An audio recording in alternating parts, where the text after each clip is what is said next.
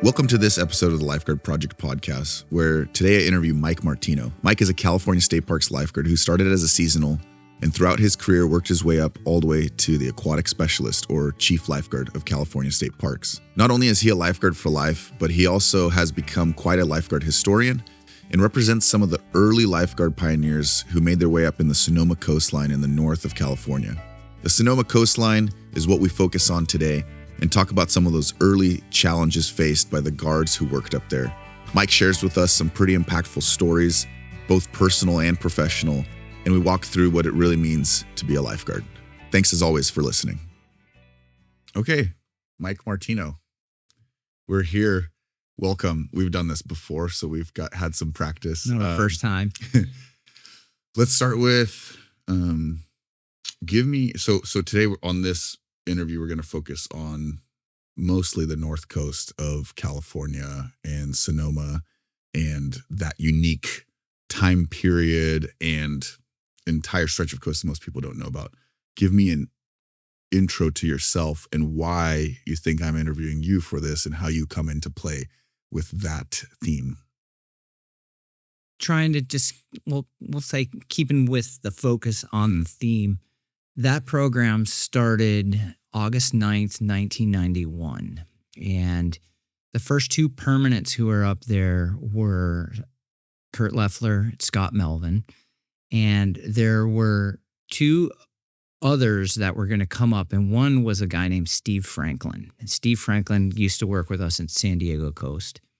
And we used to call him Spanky. That was his nickname. And our joke with Steve was, I would much rather hear Steve Franklin tell me about a rescue he made than see Steve Franklin's rescue. He's a great storyteller, and he just brought a lot of energy to whatever it was he did. So he's in the academy, and he is going to be assigned to Russian River as a PI lifeguard, 1,500 hours. I am on a bike ride in San Diego County, up in the north part of the county, and I stop in at Adventure 16, and I think that was on Cedros up in the Solana Beach area. I'm up there, and Franklin is just such a boisterous, gregarious guy. He sees me, and he's like, Martino, oh my God, you can't believe it. I'm going to be going to Russian River, and it's this most unbelievable place. So ultimately, a chance meeting from a bike ride from one of my former workers that I used to work with on San Diego Coast who was going there. He recruited me in Adventure 16 and just got me thinking about it. So my girlfriend at the time, I told her what had happened and I said, hey, I'm kind of interested in checking this place out. And the guy who was running it, again, all of this, I didn't know who's who. I didn't know the players, was a guy named Bud Brown. So I figured out who Bud Brown is. I essentially introduced myself to him, and this is before email, before any of that stuff. Gave him a call, had a chat with them, and made an arrangement to come up and do a ride-along. And I'm pretty sure I did a ride-along. It was January. It was either late December or early January of 92, late December of 91. And I was met by Scott Melvin and another seasonal lifeguard named Dave Shard. And they took me on a ride-along and got to see kind of the whole thing. And then Bud Brown kind of picked us up, and my girlfriend was with us at the time. Her name is Jackie, and showed us around. And I realized, I was like, this is a really neat opportunity. So I put my application in. I ultimately got chosen, and I moved up there at the beginning of 92. What was that? Let me interrupt for 1 second, because for those that don't know what that coastline looks like or whatever, what was your first experience seeing that coastline? And describe it to someone who might not know, just so we can set the stage a little bit before we continue with it. Goat Rock State Beach is, in my mind, what I associate with that coastline. And that was a main area that I worked. And imagine going down from the Coast Highway, a winding road that you go from a upper, maybe 1,000, 1,500 feet above ocean level, and you descend down into it. And if it's not that high, it felt that high. And you see this arch rock that's off of what we called Blind Beach, which is to the south. And then there's this main parking lot. And then there's Goat Rock, the rock itself, just this massive edifice out there, and a parking lot right below it. And I remember it whether it's a created memory, but it's just one that's always in there. It was like, it was cloudy, it was cold, and it was windy, and the surf was just completely disorganized. And you look at this coming from Southern California and used to a warm summer beach, and it's almost beyond description in the sense of, what am I getting into? Now, I didn't think that, but it's like, wow, this place is wild. So you really felt like you were going from a controlled environment with towers that were every 200 yards, and you had a seasonal lifeguard who was a supervisor on the beach, and they were there to check you out. There wasn't even a tower on the beach. This was just coastal cliffs, cold water, big surf, a giant arch rock offshore. There were rocks a half mile offshore called, surprisingly enough, Half Mile Rock. And just going down into that, you realize this is an environment I've never been in before. And how long of a stretch of coastline at that time was it that you guys were responsible for? Well, we were responsible for 32 miles of coastline. We would go from Bodega Headlands all the way north to Salt Point. And at the time, it was broken into two sectors, north sector, south sector. I was applying to work at the south sector, and the south sector essentially went from the headlands of Bodega Bay to the mouth of the Russian River. And then there was this big long hill that would go up, and you'd eventually get to Fort Ross. And then from Fort Ross to Salt Point was what we called our north sector. There were times, depending on the severity of the call, that maybe I might get called to Fort Ross, but very seldom. And maybe if somebody was at Fort Ross and there was nobody covering Bodega Headlands, or it was a rescue or an event at the river mouth of Jenner, they would come down. But for the most part, we were south sector guards, north sector guards. Nowadays, where they are now, I think the guards work the whole coast, and they'll have them do that, which is, I like it because you learn your whole area, but it's still overwhelming and understaffed.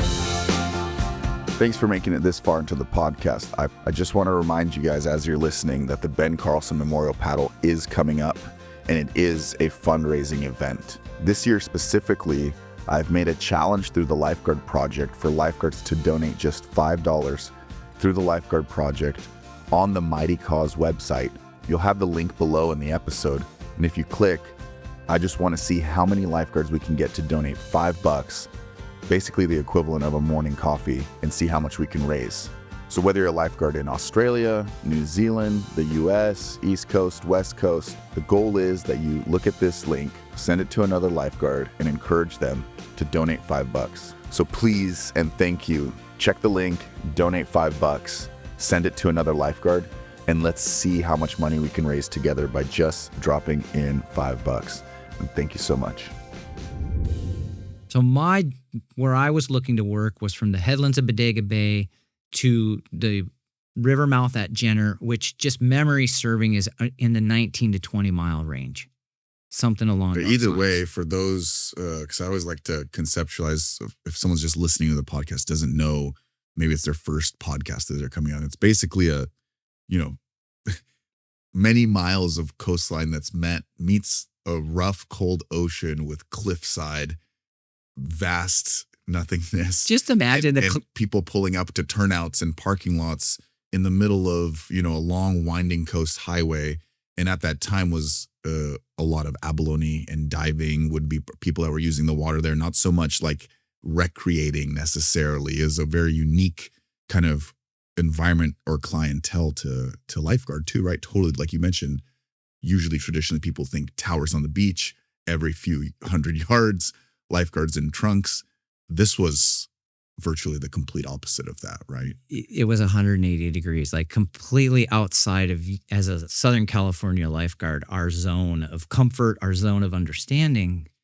And this is my opinion, but I think the other guys who went up there similar time that I did, we had to figure out how to lifeguard the area. We had to take Southern California concepts and apply them to Northern California water. And it wasn't always, you can't. You're like, okay, we can't do that here. I'll give you an easy example. At Goat Rock State Beach, they were averaging approximately 7 to 10 deaths a year before lifeguards were up there. And what we had to do is if you were on the beach, we talked to you. We did a safety contact to give you information about what the waves were. And it's funny because they called them sleeper waves. And us in Southern California, we know that's just a set wave. It was just the way that Northern Californians had articulated a set wave. And they would call it a sleeper wave or a sneaker wave. And essentially, it was that wave of the set that would come up, surprise people. Well, on these beaches, because of the steepness of the beach, if the surf was 4 to 6 foot and you got a set wave that maybe was an 8 to 10 that came in and somebody was unaware, it would knock them off their feet and sweep them into the steepness of the water. And then they were in the washing machine. And that was where a lot of the problems came. So what we did, if you were touching wet sand, we talked to you.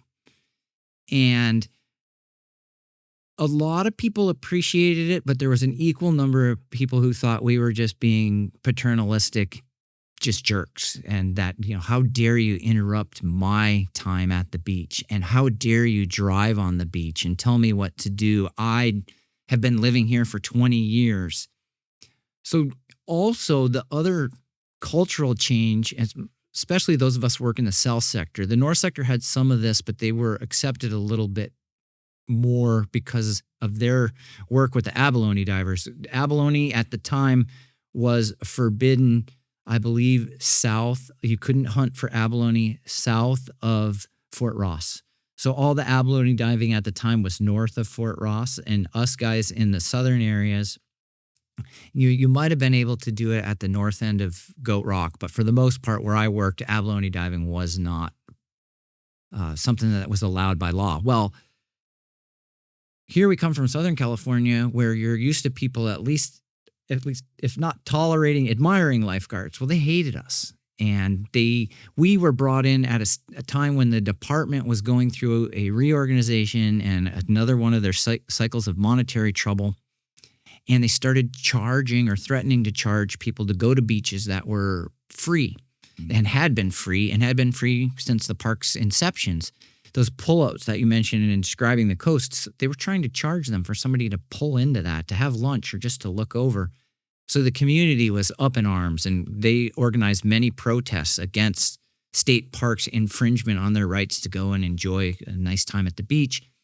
And the lifeguards were brought in simultaneous to this. Unrelated injury to already some kind of tumultuous time. Everybody equated the fact that we were there because we were raising the fees. And their feeling was, we don't want lifeguards. Get rid of the fees, get rid of the lifeguards. We don't need them. Interesting.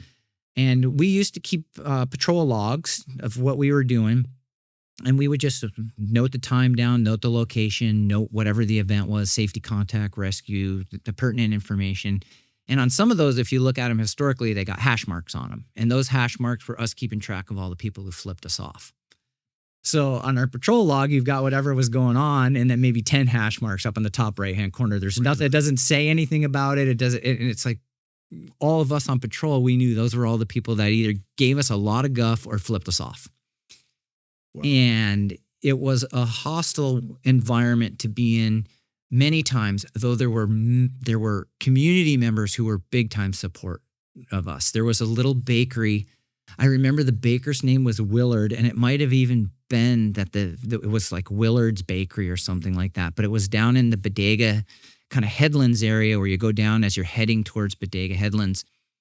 And we would always stop. My partner, Kurt, he would stop for a cup of coffee and a muffin. And I didn't drink coffee at the time, but I get like hot chocolate and a muffin. And they were always so friendly to us and supportive. We made sure that as part of our patrol, we went in and we bought food. It wasn't like we expected anything free. That was our way to show them our appreciation for their support. Because even the local paper, I think it was called the Bodega Bay Navigator, the owner and editor of that, everything was anti-state parks. And you just felt like you were swimming upstream. Yeah. In addition to, okay, this is a hard job, and we have to do a lot of the unsexy and boring work, making contact time after time to people, somebody whose feet are on the sand, to tell them about the danger of a set wave, aka a sneaker wave, isn't sexy.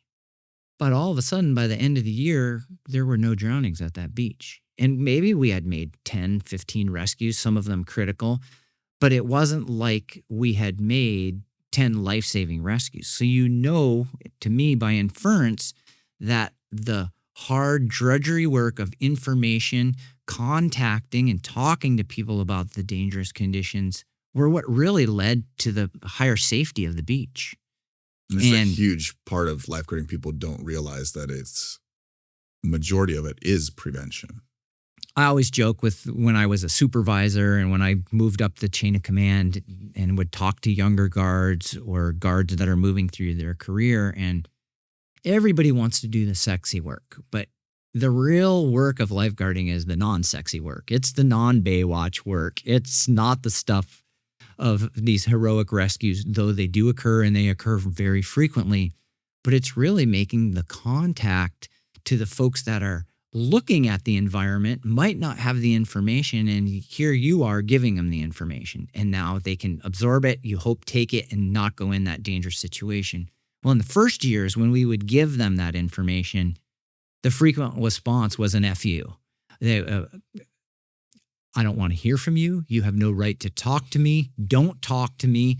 Get away from me. Stop driving on the beach. This was also during the first Gulf War. So you would see like bumper stickers of people where they would talk about it was a war for oil and, things like that. And we always used to laugh because they drove to the beach in their car that was burning gasoline. But a lot of this had that kind of where people wanted to protest about the war, about petroleum, about big oil. And for whatever reason, we represented all of that. A lifeguard driving on the beach. For the government. Exactly. And it was like, we could have not even thought about any of that stuff. I could have been a completely apolitical person. I don't care. I don't even know. But you were associated with whatever cause that person wanted to pin on you because they didn't want you there. Yeah. And what a great example of perception, illusion, how we're perceived as lifeguards, right? Here's this whole new concept. Down in Southern California, you have Baywatch and the tanning and checking out chicks, and you're just hanging out at the beach, whatever. What a completely different, almost darker, colder version of that, right? Up in the north coast of California at an inception of a program where your perception and what you're there to do is so vital to explain your mission, because let's tie it back to the global issue of there was a bunch of drownings happening up there. Yep. People didn't know about the ocean or all these things, and it needed lifeguards. That's why they were put there, right? That's why the state brought lifeguards up there, is because there was this substantial amount of drownings happening in this area. And like you said, you put in the prevention. So to be going through that additional layer of misperception or disillusioned version of what you guys represented just added, I could imagine, another layer of, God, how do we do our job? How do we advocate for this? And what an important piece to lifeguard history in general of how you navigate. And I'll follow that up with a question for you is, how and why did you guys stick that out? And what were the personalities there that made that happen? And I know eventually it gets to kind of slowly turning that around. It's interesting because all of us really felt the value of what it was we were up there doing. But it was such a caustic environment to have to operate in that many of us would look with longing back to our Southern California lifeguarding experience. And I know for myself, there was what was I thinking? Why was I up here? What am I doing? I could go down to Southern California, and it's not that you would say it was easier, but it was less caustic. And when you're in that kind of caustic, almost combat-like environment, you always feel like you're protecting yourself, and you're sort of trying to find ways, whether it's consciously or subconsciously, to be protected. And we protected each other. We always looked out for each other. We made sure that our swimming abilities were at as high a level as we could make. We worked out at the pool in Sebastopol. We would find opportunities to get in that cold north water and surf or do something so that we could engage in the environment that we would have to be in. But if you look at it over, well, I will say a 4 to 5 year period, almost everybody from the North Coast, at least in the South sector, they were gone by maybe year 4. And I think suffered, whether it was acknowledged or unacknowledged, some type of post-traumatic stress injury. And that was something that they were always trying to deal with. Scott Melvin left fairly early, I think within the first year and a half, and he went over to fish and game at the time. And he had a very successful long-time career there. And later on in my career, I actually taught at our academy with him in report writing. So our career paths reconnected years later. Kurt Leffler at about year 4 went as a ranger, and he went to San Francisco area, and what was that park? Where the 49ers used to play up in that area by the Hunters Point. It'll come to me in a second. I'll have to edit it in. But anyway, he went up to that area and as a ranger, and ultimately he ended up being involved in a shooting that went down with gang members that ultimately led to his retirement through disability, where he went on a stress disability. Steve Franklin went down to Huntington Beach. He had a similar situation happen. And I'd say that I don't mean to laugh at these guys. It's almost like looking back at it, like realizing, holy smokes, as hard as we worked, as hard as we tried to kind of be able to manage that situation and stay positive, it affected everybody. And I ultimately left there to take a position as a state park ranger. I went into the academy. I would have still been there. I would have gone back there later in my career, but my career path just kind of kept me away from it as I continued on. And I would eventually get back later as the aquatic specialist and do program observations and get to work and check the coastline out there. I was there with Joe Stoffers and some others just checking program. And it was really interesting 25 years later to see where the guys had it versus when we were there. But this long kind of rambling answer to your question about how did we deal with it? We dealt with it as best we could. But I think if you really look at it objectively, you're going to have to say we didn't deal with it well. And I don't want to point the finger at the department for not supporting us. I just think it was such a unknown environment. Everybody was trying to figure it out as they went along. And just like we were trying to figure out how to make rescues in certain environments. I mean, patrol was all about, when we're on patrol with a partner, what would you do here? What if? Okay, what if we had people on this ledge and we had 18 to 20 foot surf at an 18-second interval, and we're in between sets and the set's coming? How are we going to get to these people? If we end up in the water, how are we going to exit the water? Where are we going to go? If I'm in the water and you're on the land, what are you going to do? What are going to be your radio calls? And we would constantly play these what if situations because of the environment. And maybe we would play 100 what ifs over a period of time, and then you would have the one, here it is. And you just... And I think it was true. All of that work that we put in the hypothetical mental area paid off when you're the guy in the water and your partner's up there giving you signals, or both of you are in the water and now you've got to get this person out.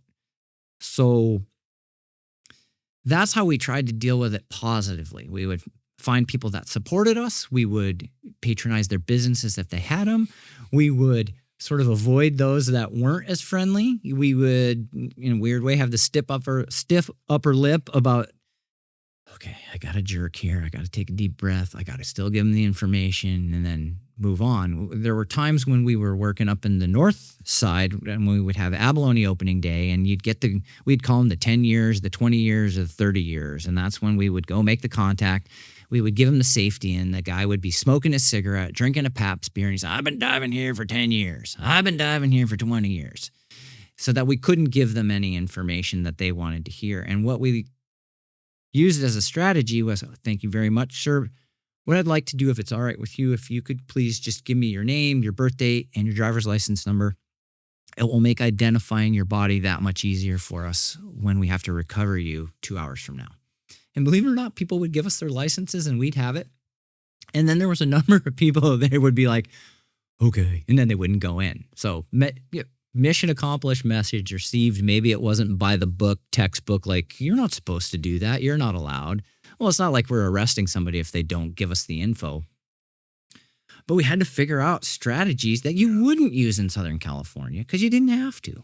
Well, and just, coming from everything that you mentioned already, you guys were finding a way to execute the task, which was preventing these tragedies, right? And you touched on it a little bit, but, the calls that happened there, I mean, I was talking to Dawn last night at the event about an opening day, Abalone diving opening day, where these guys go in, they might not have the right equipment. They might not have the right experience. They might not have checked the ocean conditions that day or disregard the ocean conditions that day. And they go in and they get in trouble and they drown. And he told me about the opening day, Abalone opener, where they did 3 back-to-back CPR calls right after another in the same day for divers that had gone down. I know our opening day of 92 was the first opening day of Abalone that we had ever done there. And I came up from the south sector to work north sector for that.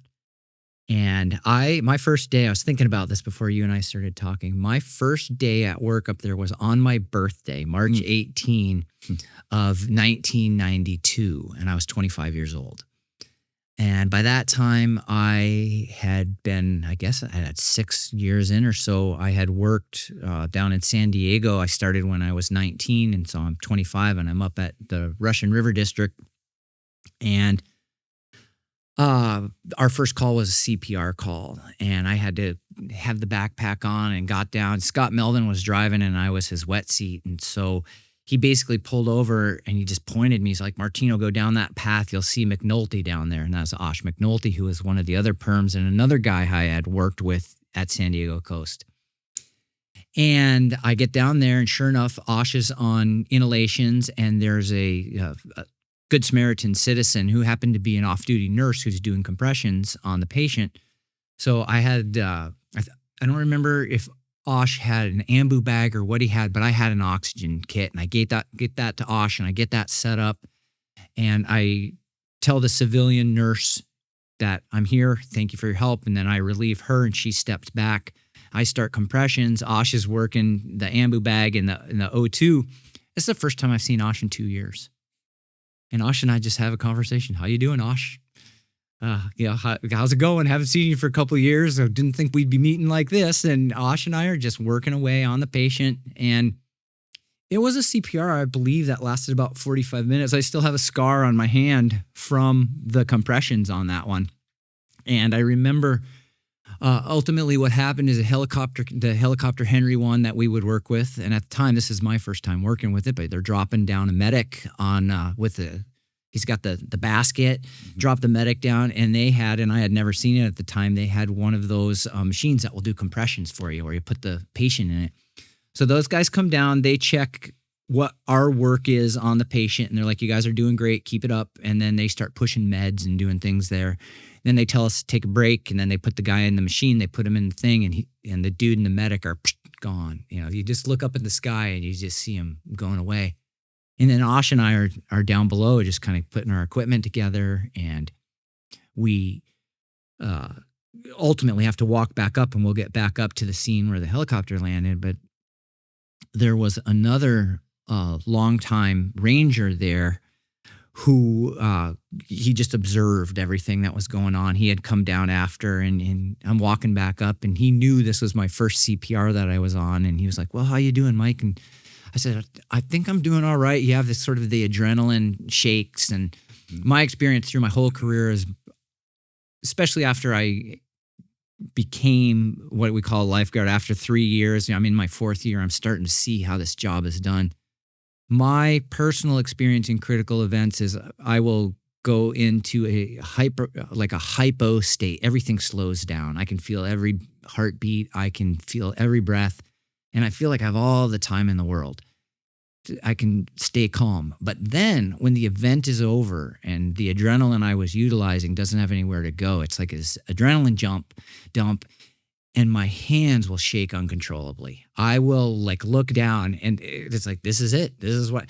And that was one of the first times in a really critical event where everything was calm and smooth with Osh working through all the protocols. But when it was over, the adrenaline dump was new. And I think that is what the ranger saw. And, he's checking in on this kid. And I was telling him, and he goes, well, I've been on 25 of these and it doesn't get any easier. And it wasn't like it was depressing. It was just like, hey, this is a hard part of the job. And that was a CPR we had that day. So I don't want to confuse it with the one that Don's talking. His could have been a year or two later, but we were on, they had rescues in the morning. We had that CPR in the morning. And then later on, I became Don's deckhand on that day. And I was in the boat with him where we had a couple other rescues and so on. But Abalone Day up in the north is very similar to 4th of July in the south. It's in a way more intense. You have more intense users of the resource, and they don't care what the conditions are. They're coming sometimes from the valley. They're coming from other areas. And just like the 4th of July, where families will go to the beach every year, 4th of July, it's the only time we go to the beach. We would get divers who they're going to be there on opening day. It's like opening day of baseball season. It's like the first NFL football game. It's opening day of ab season. I'm diving.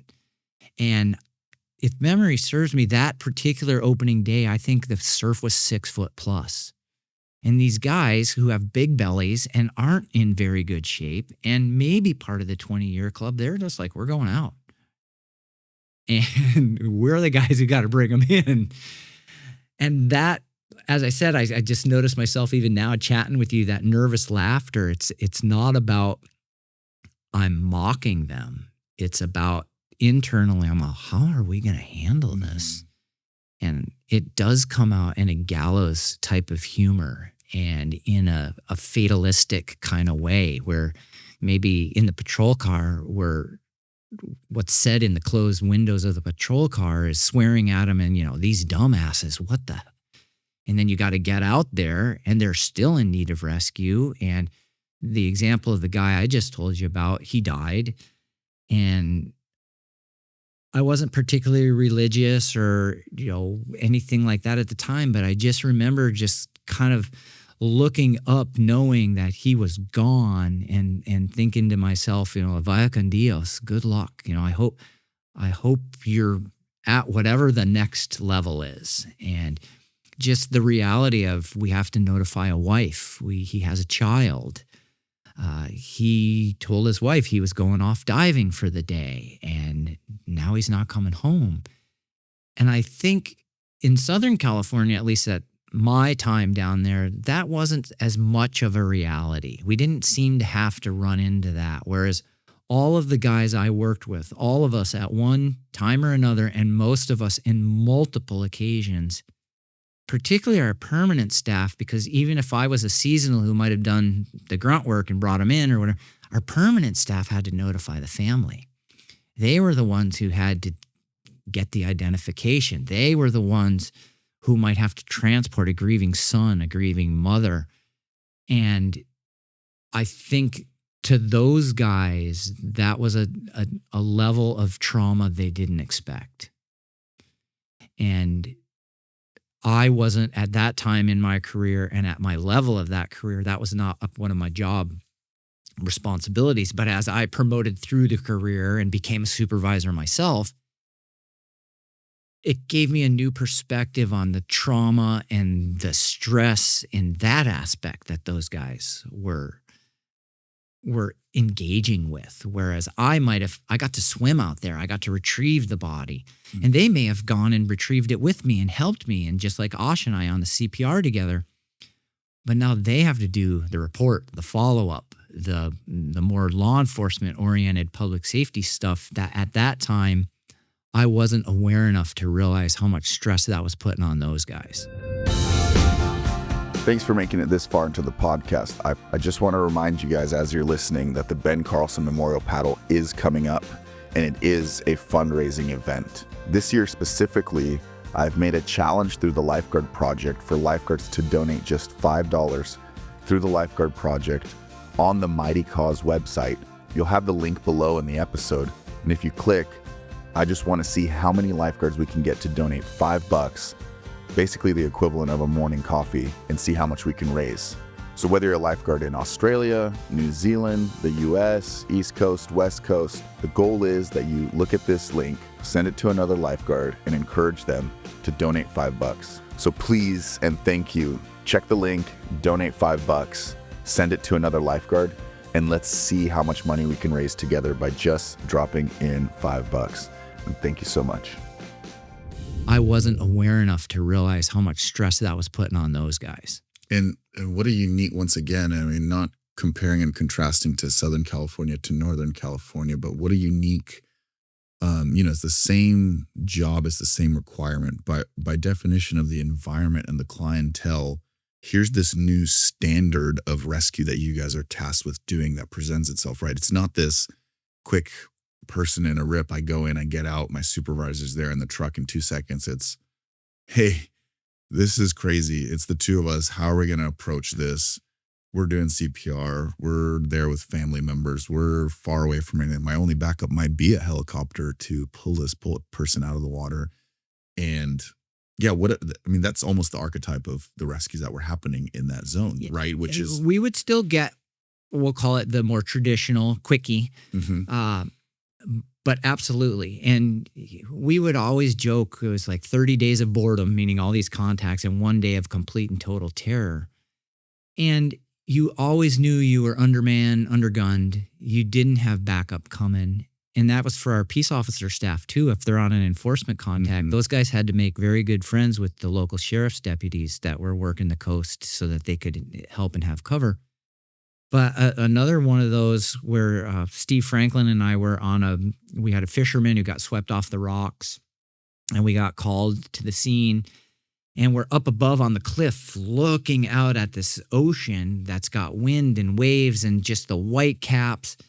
And he's got binos and I've got binos, and we're scanning and we're trying to find him. And pretty sure it was Franklin. He's like, Martino, I fucking found him. And I'm like, where, Steve? And he gives me the verbal of where to look, and I look and I spot him in my binos, and you essentially see just like it looks like debris out there. It's hard to explain. And now I'm looking, and it's probably a 400-yard swim. We got to climb down the cliff. We got to enter the water, and we got to get him. So Steve says to me, he goes, Martino, I'll give you signals. You go get him. And I was like, okay. And I think at the time, Steve was like 6-7 years older than me, still in really good shape. As I said, we swam together all the time, but he was in the chain of command above me, and I had no problem with that. So I launched myself out there, and I've got fins, and I've got a buoy, and I swim out there, and he gives me great signals, and I get to him, and I remember getting to him, and it was this surreal, this is not a human type of situation, and there's hair floating, and it looks like seaweed. And I grab his collar, and because he's face down, and his butt was up, like you could see his butt crack. Something just like his pants had come down because he'd fallen in the water. And I remember flipping him over, so I do the hand turn, and I turn him, and he comes up, and just like a horror movie, the gases kind of escape his mouth, and I hear that. Ah! And what they don't tell you about a lot of times, or we don't discuss, is I now have a decision to make.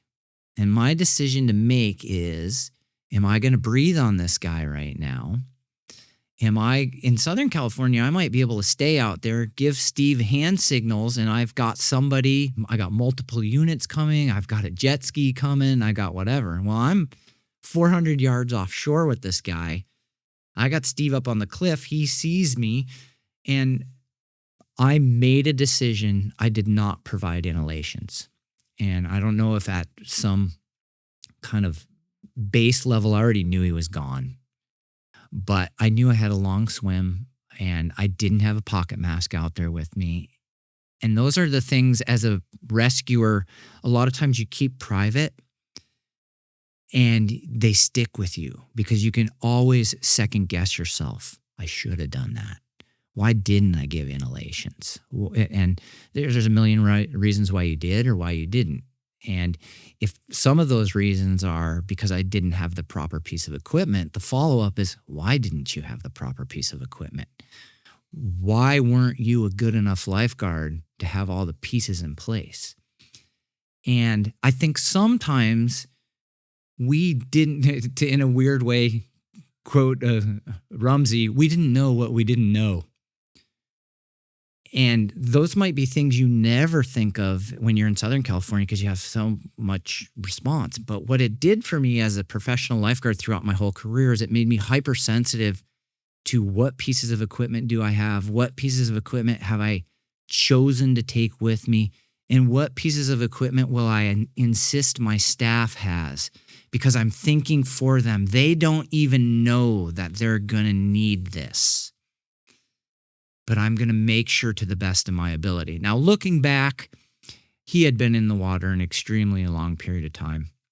I don't think he was salvageable, but you still have these thoughts. I get him in. Steve makes his way all the way down the steep hillside. We essentially do public relations CPR. We make the decision. My first compressions on his chest completely break his rib cage. And ultimately, when the medics got down there, they declared him right there. They didn't even waste their time. So I know most likely my decision was irrelevant to whether he survived or not. But it was something that even today, talking about it, whatever it is, 25, 30 years later, you're still thinking about it. Yeah. And here's just zooming out a little bit to contextualize this on a broader scale is here's the decisions people don't see or understand. Right at the cliffside with someone 400 yards who you barely spotted with professional eyes through binoculars, public or layperson that might be watching the car that's parked there with lights on will never know or care about what happened that day, right? But for the lifeguards, what we're tasked with doing, it's such you just dissected it perfectly, every aspect of that, right? Not to mention just swimming this body 400 yards back in and then doing compressions, which is exhausting, or all of the above, the decision to or not to, the logistics behind it.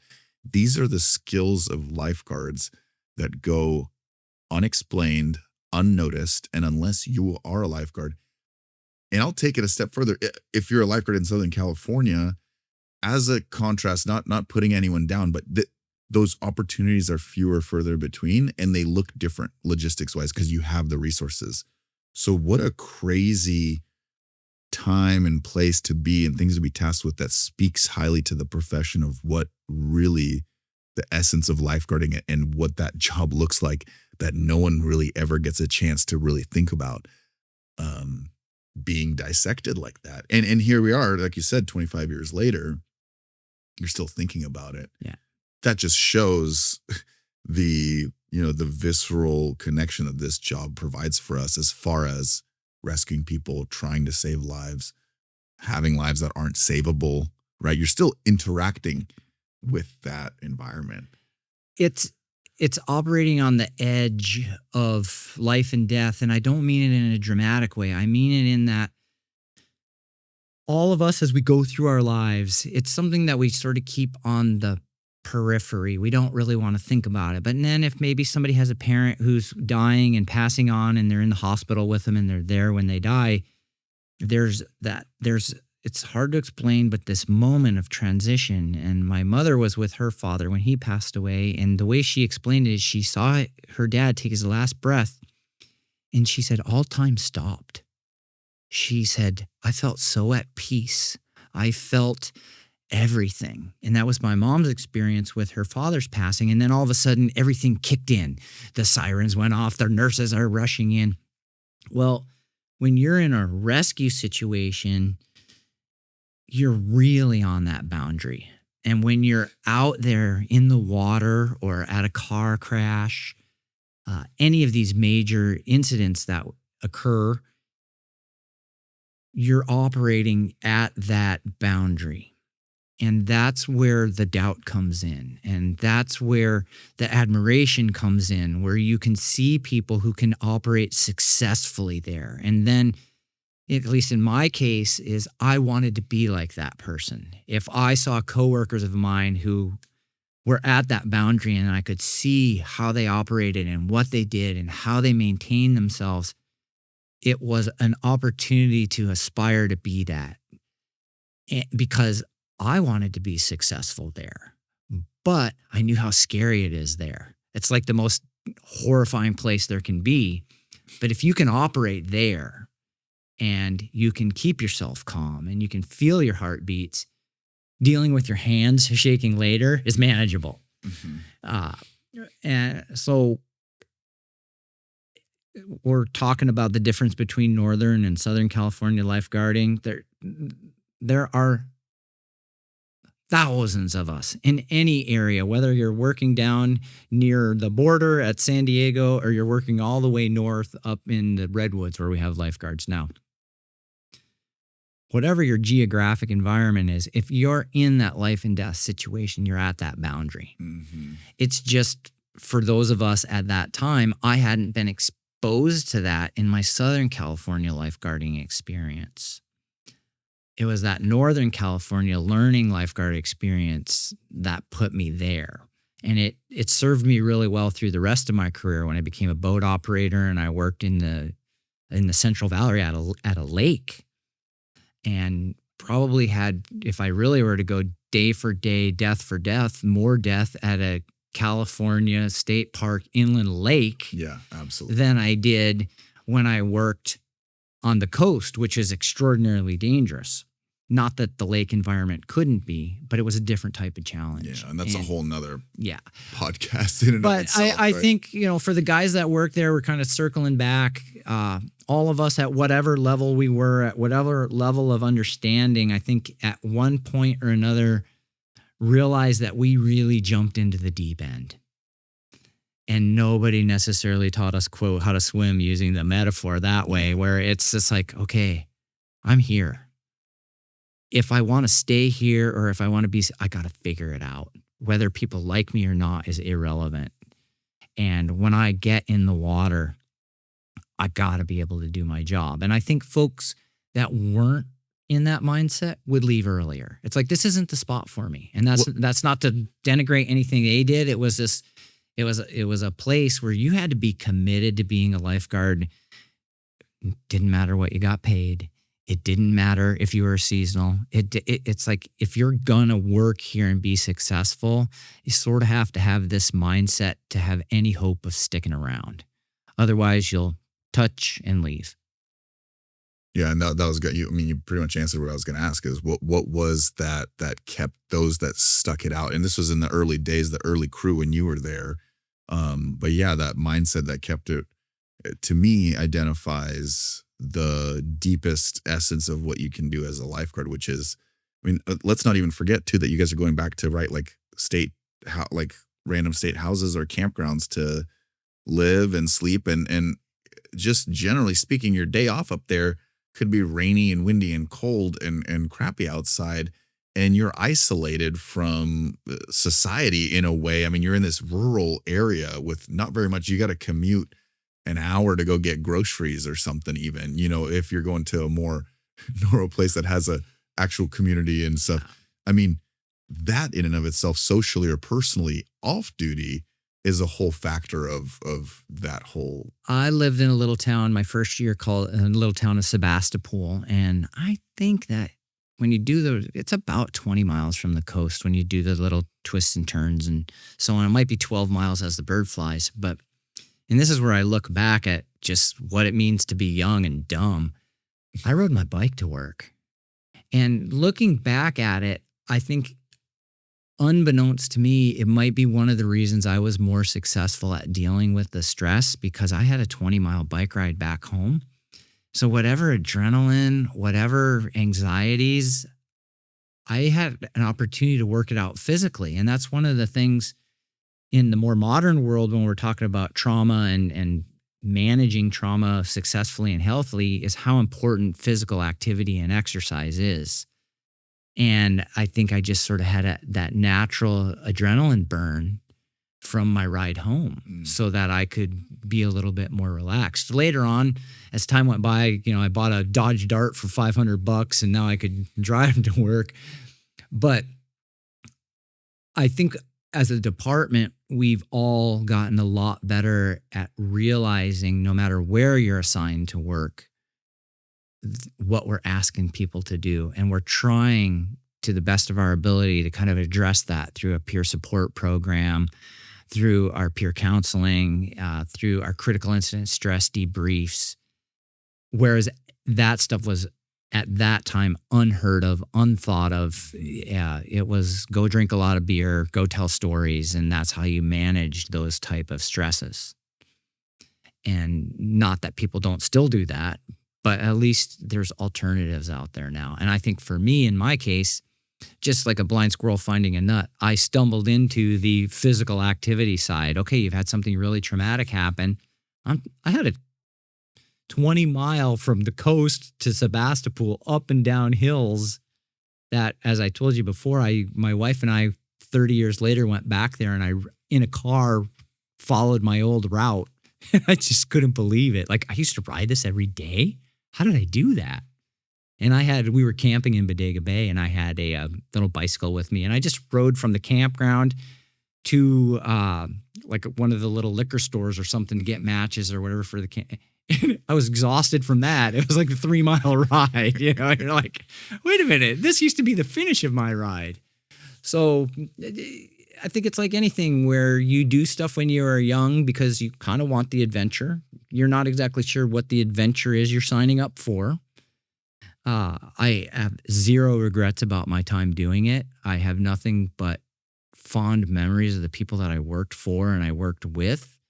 Though, and this happened to me when I was an aquatic specialist and doing my project and program check down there, and I'm riding shotgun, so I'm in the wet seat with Tim Murphy, who's the supervisor at the time, driving down, and we're going down the hill at Goat Rock, and my heart rate jumped. My heart rate suddenly was, from say 60, and I'm in the 120s, and I started sweating, and I was like, "Holy man, Tim!" Like an actual response, like stress response. Absolutely.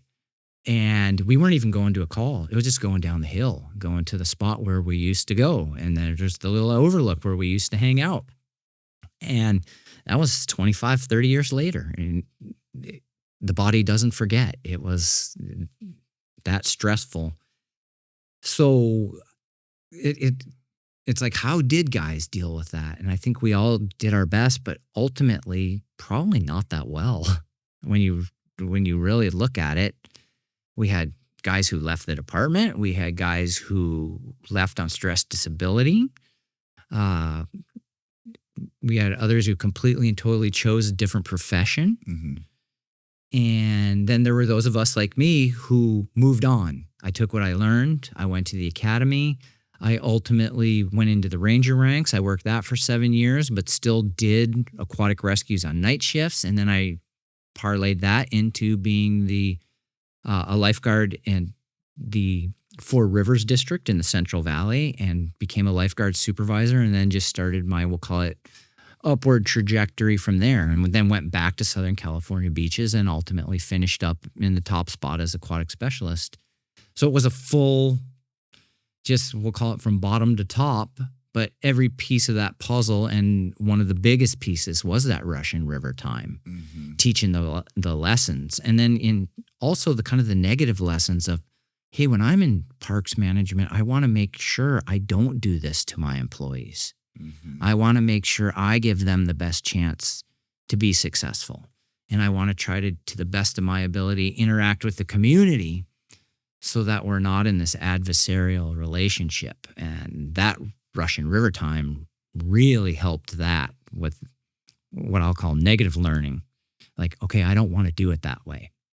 And so just touching on that too, I mean, this was obviously a unique, unprecedented time when this was first new and everything. Now we've been there for a while. People still, though, have the same misperceptions about lifeguards and the way we do things or the way we look or what we really do as a job. Here we are really dissecting some pretty visceral parts of it. bring me to your Martino as the aquatic specialist or Martino as a lifeguard looking globally, 30,000-foot view.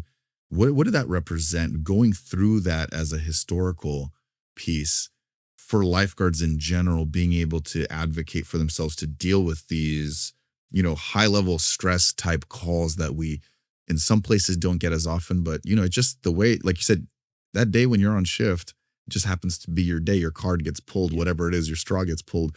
It's you, right? Yeah. And so some people have it more than others.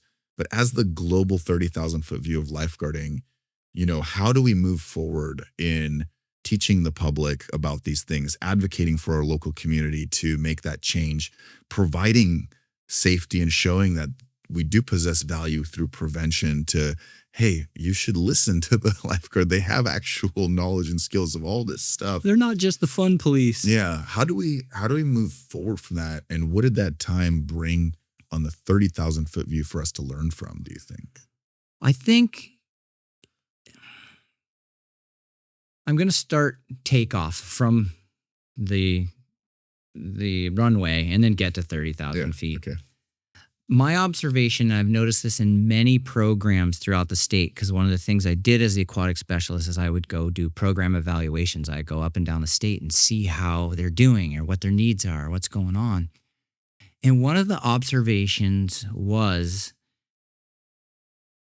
our lifeguard agencies got more and more loved as our junior lifeguard programs got more and more developed. We did not have junior lifeguard programs, obviously, up at Russian River. They do now. And when you go up there now, all of those kids and all of the families that they're associated with are some of the biggest supporters of the lifeguard program in state parks. It's a complete 180-degree flip. They go from our experience in the 90s of haters to lovers to supporters to we want our children to be lifeguards. Whereas back in that day, that would have been no child of mine, no son of mine, no daughter of mine is going to be one of those state park lifeguards working on the coast. I don't care if you're the best surfer on the coast, you're not going to do it. I noticed that at Half Moon Bay when Wadkins was there and I was doing a program eval. I'm sitting in the wet seat. He's driving, and it was fun because what I like to do is I like to stay involved when I was at that. And I was always in my red trunks. And if I'm in the wet seat, I'll make the rescue. And, I don't care what the rank is. If I'm the boss, I'll go do it for you. So Jeff and I, one day, we were doing what we would call your contact, my contact. And we were just switching. And it happened to be he was going off to make the safety contact, and I'm sitting in the vehicle, and a member of the public came up and said, "Hey, what are you doing here? Who are you?" And I introduced myself and I told him what my job was. And he goes, "We love this guy. He is the best thing that ever happened to our kids. He's the best thing that ever happened to our community. He's a superhero." 30,000 feet, the better our junior lifeguard programs are, the more involved the community is in terms of wanting to see the lifeguard success. So any program that has to get its foot in the door in a community, a goal should be to get a lifeguard JG program going. Now, completely understand that might not happen for your first 5 years. When I was at the Four Rivers District, so the Central Valley area, after I left, Micah Moore started a JG program at that reservoir, and the exact same experience happened. We would get kids coming from the valley. We would get kids coming from farm communities. And suddenly their eyes are completely open to what is lifeguarding. I can get a job like this out here. I live in Los Banos, California, and I can get paid to drive a boat or be a deckhand on a boat, or you're going to teach me how to use a quad runner? And now you're this kid from the valley who just had your whole world opened up. So the 30,000 foot. And learning safety about water too, right? Yeah. Which these are usually kids that come with that less water experience. Yeah. And the answer is you almost have to have like endless Energizer Bunny as an agency and as a program. All of us are some small part of it, some small moving it forward. And it's easy to get discouraged and it's easy to just focus on the negative. But once that junior guard program's going and your community's involved and they see what lifeguards are doing, you have now almost exponentially expanded the knowledge about what you do. And this particular program that you're doing with the Lifeguard Project and trying to get folks more information about it, it's just exposure is really what it comes down to. And it's not exposure in a braggadocio way. It's exposure in knowledge. And my other 30,000 foot observation is just looking at the lifeguards I've worked with through the years and looking at the lifeguards who made these rescues. One of my favorite parts about being the big boss was getting to present the Medal of Valor. I got to tell you, it's 10 times more fun to give somebody a Medal of Valor than it is to receive one. Now, I've never received one, so I don't know if that's fun or not, but just that whole idea of honoring what this person did and knowing, as we've talked about, that any one of these other people in the room, you could just take that chess piece and flip it, and they could have been the one on shift that day and gotten it. But one of my favorite things as the aquatic specialist was presenting those awards, just acknowledging what they were doing and acknowledging it as a community and seeing the friends and family really appreciating it. That 30,000 foot level becomes all of us have to become advocates for it. And we're not doing it because we're so bitching. We're not doing it because we're great. We're doing it because it's a valuable service. It's truly, I believe, tax money well spent. This is what people say they want their money to go to. If you got to pay taxes, I want a safe environment. I want it to be clean. Yeah. So if you can give me a clean bathroom and a safe environment where my stuff doesn't get broken into or stolen and my children are safe in the water, it's the best service we can provide. I can't even tell you how many times on boat rescues where I've pulled people off the water on it's so fogged in that we had to do it all by instruments. We found them on a 7-mile long by 4-mile wide lake, and we found this little dot out there, and we got them, and they're like, how much do we owe you? And I would say, this is your tax dollars at work. And you have that opportunity just to kind of in a fun way remind people. But it's information, and maybe if somebody's listening to the podcast and it was a chance to maybe kind of expand their mind a little bit, share it with somebody. Mm-hmm. And it's that whole idea of, I don't even know if you ever remember that ad years and years ago. It might have been way before your time. And I think it was like a hair product ad. It was like, I told 2 friends and she told 2 friends and they told 2 friends. And so you have this exponential expansion. We go from 2 to 4 to 16, and the number just keeps jumping to 256. And then all of a sudden you've got all these people. So I think that's really what it becomes is we like the work, we're good at the work, but we're not necessarily all that good at bragging about it, which I'm okay with that. It's a good place to be because I don't want a bunch of people that are, the look at me, almost like, take the lifeguard selfie of how bitching I am. Yeah. I want people that go in there and realize the seriousness of it. And then they learn the skill, however they learn it, whether it's through observation, personal experience, and it's going to be a combination of all of those, of operating at the edge we were talking about. Because you're in a place that not a lot of people, other than our combat veterans and police officers in certain situations, firefighters, you have to be in the, quote, rescue safety profession to even know that territory exists. Mm-hmm. And if somebody listening to this, it's an opportunity to go, oh, whoa, what is that?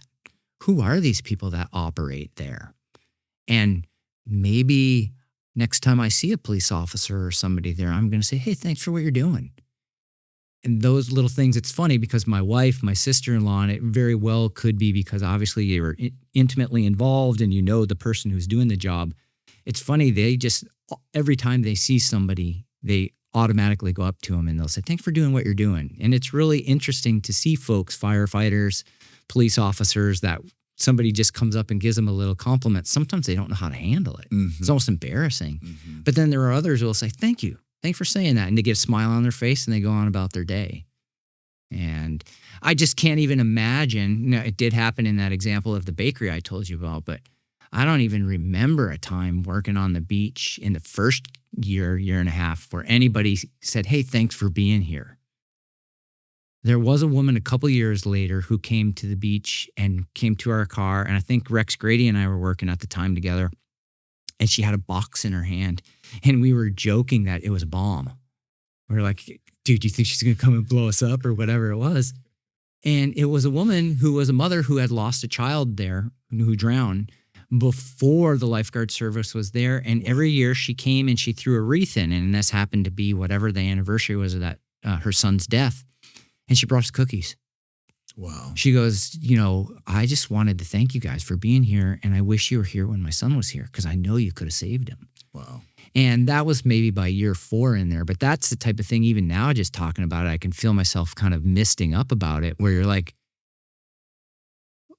okay, somebody appreciated it. Mm-hmm. And it's not from the ego side of it. It's from because it's valuable work. I think any of us want to do in our lives, however much time we have here on this planet, is we want to feel like our time was valuable. Mm-hmm. You don't want to feel like it was wasted. And that's one part that I love when I look back at my career, not in the nostalgic way, but in the, you know what? I didn't waste my time. And I currently do background investigations and help people who are starting to get into the career. And one of my pitches is, hey, if somebody sprinkled magic unicorn dust on me and I'm magically 25 years old, again, I'd do the same job. And that is what I would like other people who choose this profession. I'd like them to have that feeling, because to be able to have that sense of purpose for a choice of a career or a choice in a way of a lifestyle is one of the biggest gifts you could ever get for existence. Like, wow, I was here. My time's going to be limited, and there's going to be a time when I'm not here anymore. And then no one's going to remember, but I don't care. It's just that time was so valuable. And it's fun to look back and feel that. And I think in our case with our 75th anniversary that we're doing with the Lifeguards, that, whether it's conscious or unconscious, is what a lot of those people in that room are feeling. I didn't waste my time. I'm really happy with the choice that I made of my youth. Now I'm an old man. Now I'm an old woman. And it's not glory days like Bruce Springsteen, but that was a life well lived. And I think that's all anybody could ask.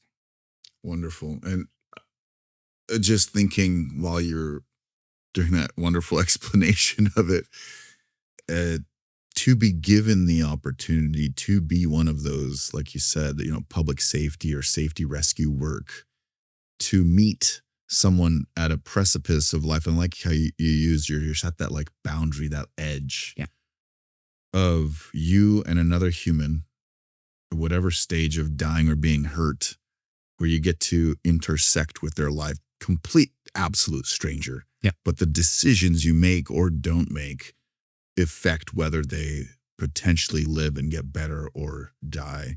It's positive and negative. It's stressful and it's precarious at times. Sometimes you walk away feeling sad. Sometimes you walk away feeling good. But to be given the opportunity to have that interaction with human life over the course of one's life, as many times as lifeguards or public safety professionals get to do, that's, I think, valuable to you. Get to be living in that zone, which some people might not ever perceive that once in their entire life. Like you said, maybe once if a family member dies or something, but they're not directly connected to their treatment.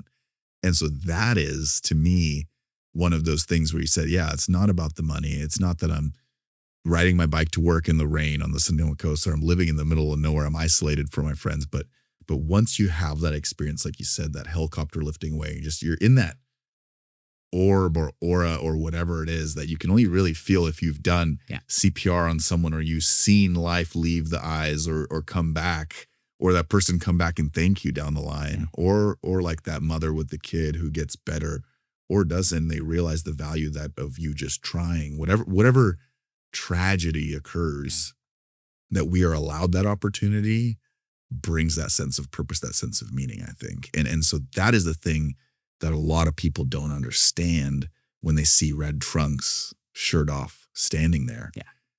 And these are the things we need to spread. Like you said, tell that to someone, show that someone, but it takes time to sit with that information, It does, learn. and it's overwhelming. Yeah, it is And overwhelming. Absolutely. that's why I say it's like you just have to be persistent in that we're the energizers, in that we know the work is valuable, and we want to share that with people. And you just never know what 8 or 10-year-old kid is listening to it, and there's something that clicks in their mind where they're like, I want to do that, and they just know, and then they start pursuing it, and then we have no idea, but maybe 20 years down the line, they're on a critical rescue that just saved somebody that went all the way back to that line that all of us share with each other. And it's like you were mentioning, being in the room last night with all of these lifeguard legends, that it humanized them, in that you just feel like these are guys or ladies that you'd work with on shift. And I would assume almost every one of them didn't have like a heroic aspect, meaning that they thought they were bitching. They just were there to be with their friends and their coworkers and share an experience that we all had, because I mean, that's the magic of the job. It's also, when you talk about being on the boundary, just like the guys who had the negative experience and had the post-traumatic stress that they had to deal with, however they did, whether successfully or unsuccessfully, that's a boundary too. And you realize that one doesn't come without the other. Yeah. You don't get to do all of that intense work without the flip side of the coin being there. Absolutely. And the better we all do with each other of preparing each other for that, the better I think we'll all be at being rescue professionals in whatever rescue source you might be, whether you're in law enforcement or in the fire division or you're EMT, medic, wherever you interact in the boundary. The ability to know that negative side is real, and don't ignore it, because the ignoring is when you're drinking excessive alcohol, when you're on your 5th marriage, all of those types of stresses that we downplay but are serious. And just learning that it's part of the job. Now, how do you deal with it healthy? Are you going to be like me? I was a blind squirrel who found the nut. I rode my bike home. I didn't even know that I was managing it there at the time. But when my career ended, I still had tremendous amounts of post-traumatic stress, what I'll call a stress dump. I was having nightmares about contacts that I had forgotten I did. And then I was in it, and it was happening, and I'm crawling in a vehicle, and I'm retrieving somebody who's been crushed. And I was like, oh my gosh, I forgot about that contact. And in my retirement, I think my body was just like ejecting these things. Mm-hmm. And it's really easy when you're younger and you see these lifeguards or other safety professionals that seem to be so cool, so calm, so composed. You want to be like them. And you know what you feel like inside. You know the raggedness. You know the fear. You know the, how am I doing this feeling? And then you look at your coworker and they don't exhibit any of that. But I think the more that we share with each other was, no, I was going through the same thing. I had that going too. And the example I gave earlier was the handshaking, where my hands were just, it's like, oh, that's it coming out. See what you're seeing right here? That's how I felt inside. And I would have lots of times in my career with my guards where I would show up as the supervisor on scene, and I heard one guard say out loud one time, she's working with a patient, it's a C-spine, it's a major injury. And I just walk up and she goes, oh, Mike's here. And it was just because I'd been trying to teach these guys, we can do this. We can stay calm. We can think through it. And they knew that at that role, I was there as a supervisor to kind of think for them. Not that they couldn't do exactly what they were doing, but it's that safety net. Afterwards, that's where you can talk to them about, hey, you know, that feeling of discomfort you had and that feeling of where you weren't sure. Everybody has it. Mm-hmm. It's natural. Believe it or not, me walking up to the scene, I still had it. Mm-hmm. And I'm processing in my mind, okay, how are we doing this? So, are we doing it the right way, right? Torso, head, extremities, all the little tricks that we do. But I think we're circling around it and we're touching on it, and then we back off because it's so hard. But that 30,000 foot level is, if you love this profession and you want to be good at it, and you are good at it, and you keep improving at it, you share it. And you're not sharing it because you're bragging. You're sharing it because you want other people to, in a way, feel a little bit of that spark of joy. When you were talking about what this is operating at those boundaries, it's magic. And to have an opportunity at existence for however long we all get to live, to know you got to touch that for a little bit, to me, that's pretty cool, because I'm not throwing a Super Bowl touchdown pass. I'm not with clock expiring and know the clock's expiring and I just loft a 20, 30 yarder and my receiver catches in the end zone and we win the Super Bowl. I'm not doing that. But I got a lot of other equivalents in a way. I think if you look at it, might even be more valuable than that. And there's a lot of people who can have that experience, because there's not a lot who are going to throw that touchdown pass. Let me move that metaphor. It just sparked an idea for me when that, I'm blank on the name of the guy who had a cardiac arrest on the field, football. Yeah, I know you're talking about. He was the Buffalo Bill guy. Yeah. The point is when the ambulance shows up now on this scene in front of this football stadium, the things we value in society and what we see, for me, lifeguarding is a metaphor for life, because everything boils down to is none of us want to be hurt or die, right? Yeah. And so at that moment when that ambulance shows up to now provide life-saving care to this gentleman who just had a cardiac arrest on the field in front of all these people, it brings back that root of life, which is, oh, wait, yeah, that's right. My heart needs to be beating. I need to be breathing with both lungs and perfusing in order for me to continue to play football in front of this crowd. And so that's the part that I like you said, these are the things we look at, value TV, movie stars, all these things. But that mom on the beach that brought you cookies, or the mom that thanks you if you pull their kid out of the water, that's a touchdown pass. Yeah, to no describable or to an invaluable degree, it's priceless. You cannot put value on that for that person's existence. And that is the thing we get to deal with all the time. And that's where those of us who have chosen this profession, I think that's the part when you say, how do we just keep doing what we're doing in our own ways. You share what you do, you recruit other people that you think would like to. And the next goal is, how do you bring it up instead of just 200 people knowing about it? How do we make it 2,000 people? How do we make it 20,000 people? How do we make it so that as a general kind of societal knowledge, people, even if it's just like a head shake, like, yeah, I know what those guys do. I know what those ladies do. And that's the goal of this project. That's the goal of having these conversations, showing photos, showing videos, in all forms of medium that we have available to us this day, to be able to get, at the basic level, oh yeah, those are lifeguards. And not to walk someone with, look at this whole conversation beautifully put in your career and all the things you've done.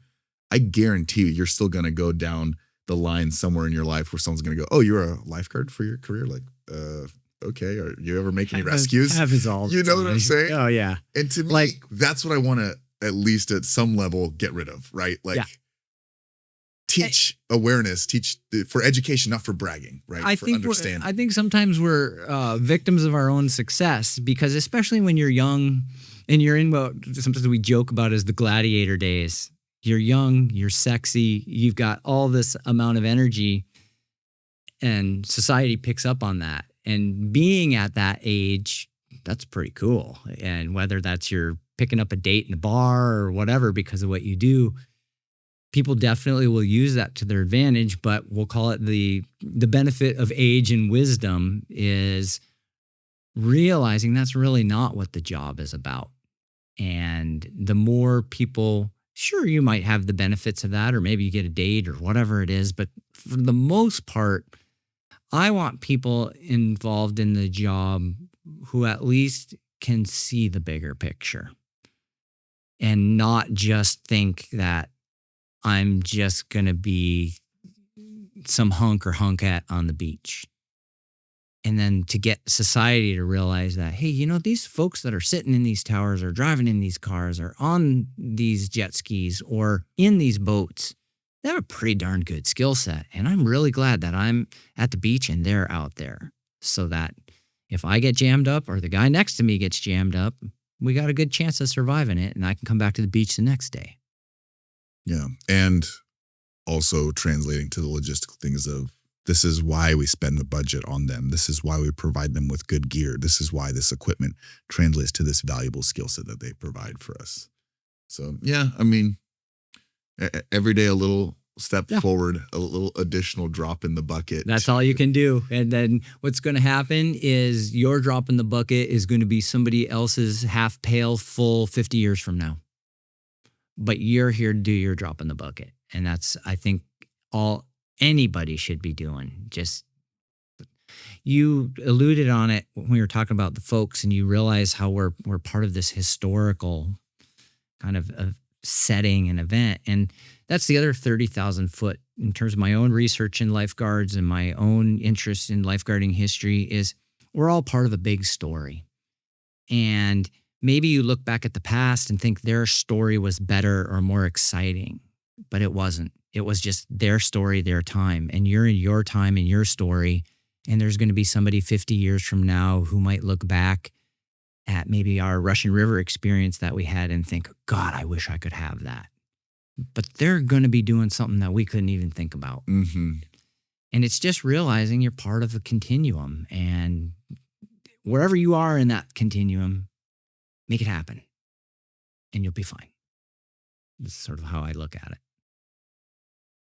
Mike, I think that's a good spot to end right Perfect. there. We could keep going we forever. Could go for hours, and we probably will again. But yeah, no, that was great. Thanks so much for listening to this episode of Lifeguard Project Podcast, and generally in supporting the podcast altogether. As a reminder, if you haven't clicked that link yet to donate $5 for the Ben Carlson Memorial Paddle and sent it to another lifeguard, please do so. It's just a social experiment to see how much impact we can make if everyone pitches in their drop in the bucket. Moving forward, as future projects come up and media and coming together to sign resolutions or whatever it is that we do to advocate for lifeguards, I want to see the impact we can make here first. So once again, please consider donating your morning coffee to the Ben Carlson Foundation. If you've been following along with the Instagram, the YouTube, or the podcast, they're the ones that are helping make this happen. Thanks again, as always, for listening. See you in the next one.